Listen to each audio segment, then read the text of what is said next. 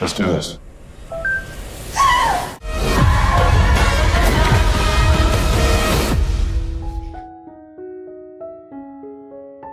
Hello, welcome to our RecapPlus channel with me, Matthew. Today we will watch a recap movie called Spiderhead, released in 2022. This is a spoiler content video. So please turn on the subtitle and let's start the story. The movie begins in a state-of-the-art penitentiary where research chemicals are being tested. The subjects, technically prisoners of the state, willingly participate in the project to reduce their sentence time. The program is under the supervision of the sympathetic and hospitable Steve Amnesty, assisted by Mark. The prisoners have rooms, perform chores, and move freely without guard supervision. Daily test runs expose them to various drugs, altering their emotions and perceptions. A man named Ray volunteers for a specific study, uncontrollably laughing even when told a tragic joke. Steve, pleased with the experiment's success, approaches the Spiderhead Research Center the next day. In the subsequent scene, a blindfolded man named Jeff sits between two scientists on a boat. Jeff later enters a kitchen where he encounters a woman he seems familiar with. Both are criminals with different offenses, and Jeff's behavior suggests an external influence. Steve closely observes Jeff's actions and words, particularly when Jeff expresses admiration for a factory. In his room, Jeff reminisces about the good times when he was free, attending parties with his girlfriend. However, he recalls a night when overspeeding led to an accident. Returning to the lab, Jeff is ready for an interview, where an attractive woman enters, captivating his attention. When asked to rate her attractiveness, Jeff gives her an 8 out of 10, but the woman rates him a mere 5. It is revealed they have been given a love drug, causing a shift in their feelings and body language. The two individuals begin to feel uneasy, vacillating between discomfort and excessive ease. Steve, positioned closely to the subjects, observes that they are developing feelings for each other. The drug seems to be effective, leading to an intimate connection between the two as they lose control of their inhibitions. However, the drug's effects gradually wear off, prompting the scientist's interest. Steve wants to determine if the subjects will continue to display affection even after the drug's influence has diminished. Remarkably, as Steve observes over the next few days, the two continue to act like a couple despite the absence of the drug's effects. After some time, though, their infatuation seems to diminish. It is at this point that Steve decides to conduct another experiment. He discreetly places something in Jeff's mobipac and instructs him not to allow anyone else to handle it, warning of potential consequences. For this new experiment, a different woman, Sarah, is introduced. She is older and receives the same dose of the drug as Jeff and the previous subject, Heather. Following a conversation with Sarah, Jeff ends up sleeping with her, marking his involvement with two different women under the influence of the love drug. Steve, now sitting next to Jeff, initiates observations. He proposes administering Darkenflox to one of the women Jeff has been involved with, withholding details about Darkenflox until later. However, Jeff declines to choose a woman. It is revealed that the substance used is called N40, with the potential to revolutionize human connections. Plans are discussed to use it to foster love among people. As Jeff prepares to leave, Steve inquires about his true desires. The scene shifts before Jeff responds. Previous references to Jeff's reckless driving are revisited, unveiling that one of his friends died in an accident. Jeff confides in Steve that he wants to go back in time and rectify the events of that fateful night. Subsequent scenes depict Jeff in the facility, and a guard approaches him, signaling a call. Jeff listens to a voicemail from his parents on the provided phone. His father informs him that this will be his last voicemail ever. As the story progresses, Christmas is approaching, and Jeff prematurely celebrates with Lizzie. The scene shifts, and Jeff finds himself back in the same chair, this time facing a large man. Annoyed, Jeff refuses any interaction with the man, walks out, and discovers that Sarah is being subjected to similar questioning.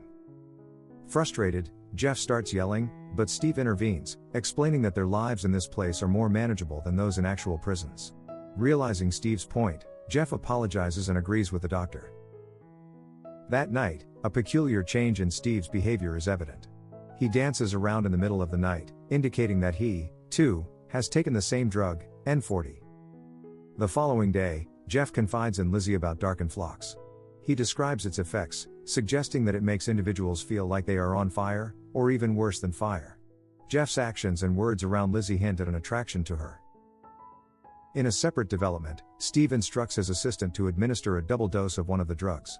The assistant advises caution, but Steve insists on proceeding. Meanwhile, Jeff arrives, and Steve questions him again about the women and whether he should give them darkened flocks. Jeff reiterates that he feels nothing for them. The narrative takes a dark turn as darkened flocks is administered to Heather. As Steve observes, Heather reacts violently, behaving as if she is on fire and experiencing emotional turmoil in her brain. The situation worsens, with Heather banging her head against the wall, throwing things, and ultimately committing suicide by damaging her MobiPoc, the device administering the drugs. Steve, visibly shocked, rushes out of the projection room, accidentally dropping his keys.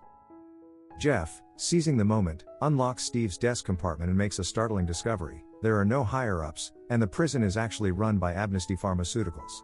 The drugs were named arbitrarily from a bingo card. Jeff discovers that Steve's plans go beyond just injecting them with love drugs. In fact, Steve intends to conduct more experiments on them. Feeling that something is amiss, Steve rushes back to Jeff, but Jeff manages to replace the key in time. Steve pleads with Jeff not to disclose the unfortunate incident, warning that the authorities will shut down the facility if word gets out. Although shocked and upset, Jeff is somewhat reassured by Steve, who explains that the experiments aim to help humanity. The two share a lighthearted moment, reminiscing about funny incidents from the past and laughing together. It is later revealed that they were using a substance to induce laughter. Steve administers darkened flocks to Lizzie, causing her to exhibit peculiar behavior and become scared of a staple. As Steve observes, it appears that he takes pleasure in witnessing Lizzie's distress. Jeff and Lizzie grow closer, and during a conversation, Jeff confesses that he not only killed his friend in the car accident but also his girlfriend. Lizzie comforts Jeff, and they share a hug and a kiss. Their bond seems to deepen, suggesting the possibility of love. Steve notices Jeff's growing feelings for Lizzie, while Mark becomes doubtful of Steve's motives and breaks down when confronted by Jeff. In the evening, Steve reveals to Jeff that darkened flocks will be given to Lizzie that day. Furious, Jeff insists Steve not go through with it. Steve suggests they return to the lab the next morning and start again. Mark visits Jeff's room, divulging Steve's plans and emphasizing that Steve only cares about a drug known as B6, the red drug. Mark realizes he has made a mistake by sharing this information with Jeff. The next morning, Jeff confronts Steve, and when asked to administer darkened flocks to Lizzie, Jeff takes control of Steve's MobiPoc. He forces Steve to admit that the true goal of the program is to test a compliance drug, B6. The other drugs are merely side projects, being used to put B6 to the ultimate test, whether or not they would harm their love when commanded to. The entire time that the inmates had been consenting to the various tests, they had really been under the influence of the obedience drug. In addition, Steve informs Jeff that he had, in fact, finished his sentence 7 months previously, while Lizzie's appeal for release had passed the previous week. Jeff forces Steve to open the door of the main entrance to free Lizzie and then tries to order him to hand over the pocket knife. Steve resists and instead takes his phone, enabling all 4 vials of darkened flocks in Lizzie's MobiPoc, causing her to behave hysterically and attempt suicide. The two fight for control, and Jeff disarms Steve, damaging his MobiPoc in the process. Jeff rushes to save Lizzie, successfully removes the vials of darkened flocks, and tells her he loves her, but Steve gets up and orders the other inmates to apprehend Jeff and Lizzie. They manage to escape from Spiderhead after overpowering some of the other inmates and locking the main door behind them. Mark and the police are now approaching the island as Steve escapes on his float plane, but he joyously crashes into a mountain, high off of his damaged MobiPoc. Meanwhile, Jeff and Lizzie take the remaining motorboat and escape. To watch more video like this, click on the videos on your screen, and don't forget to let me know how you feel about today's video in the comments down below. And at last I will say stay safe and stay healthy. See you next videos.